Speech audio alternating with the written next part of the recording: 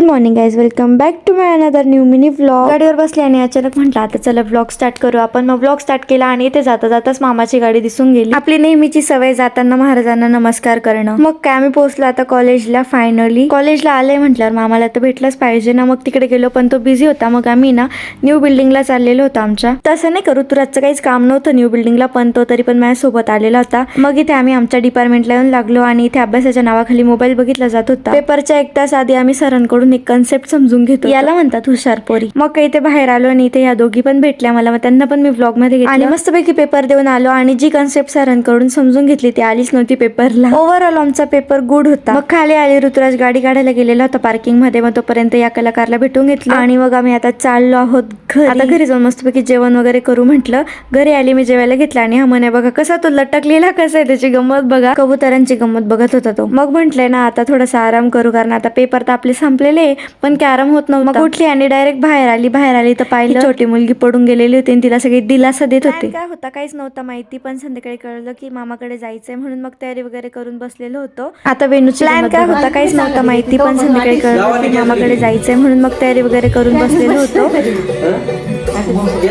जाऊ द्या मग कपडे काढून टाका सगळ्यांनी. आता मी त्याला तोच ठेवते मशीन कडचा माझा जाय वेणू घरी जाय.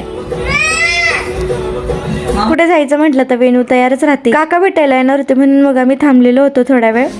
सोने आयो तेरा शर्माना मेरी जान ना ले ले पीछे जुल्फची. एवढा काही खास आवाज नाही पण तरी पण म्हणून बाहेर आले आणि बघितलं इथे काकांची आणि अमर बहिणींची सगळ्यांची मस्ती आणि आम्ही आता इथून निघालेलो आहोत. एवढे दिवसांपासून व्लॉग येत नव्हता त्यासाठी मी मनापासून माफी मागते तुमची. आपल्याला कुठे जायचंय मग तरी रिकाम्या हाताने जाता येत. मग आम्ही जाता ना आधी फ्रुट्स वगैरे घेतले आणि फायनली आम्ही आता इथे पोहोचलेलो आहोत. पाहुण्यांना जास्त जेवण जावं म्हणून मामांनी लिफ्टच बंद करून ठेवलेली होती म्हणून आम्हाला पायऱ्यांनी जावं लागलं. फायनली आम्ही इथे पोहोचलो आणि इथे मामी आमच्या सगळ्यांचं वेलकम करत होत्या. मामींना तर खूप जास्त आनंद होतो आम्ही आल्यावर. बाकीचे काय करता याच्याशी आम्हाला काहीच घेणं देणं नसतं. आम्ही डायरेक्ट पेशंट कडे गेलो. पेशंट तर मोबाईल बघत होती, तिचं नाकाचं ऑपरेशन झालेलं होतं. आम्ही तिला मुद्दाम चिडवत होतो आणि नाही का मग नेहमी सारखं एकच काम गेल्यावर नुसते तिथे फोटोज काढायचे मस्ती करायची.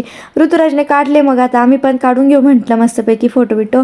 आणि इथे मम्मींदांचा मामींदांचा सगळ्यांचा स्वयंपाक चाललेला होता. आता तिकडे गेल्यावर म्हटलं मग काय नॉनव्हेजचा स्वयंपाक राहतो. कधी ना काम करणारी पोरगी आज व्लॉग मध्ये दाखवायसाठी काम कर, असं काही नाही बरं का, काम करते ती बी. आणि माझं अचानक लक्ष गेलं की मम्मीन ते चक्क लॉलीपॉप पातीला तळत आहे. वा, आता आम्ही व्हेज वाले लोक होतो त्याच्यामुळे मग आम्ही जेवायला बसून घेतलं होतं. सगळ्यांचे जेवण झाले. मग कामवाल्या बाई झाडू मारायला आलेल्या होत्या. नाही ती कामवाली बाई नाही, मामाची पोरगी होती. आता काय सगळ्यांना बाय बाय करायची वेळ आली आणि मामीला पण खाली यायचं होतं पण थंडी खूप होती त्यामुळे त्यांना वरतीच ठेवलं आणि हे आम्हाला सोडायला खाली येत होते. फायनली आम्ही इथून निघालेलो आहोत. सो आजचा व्लॉग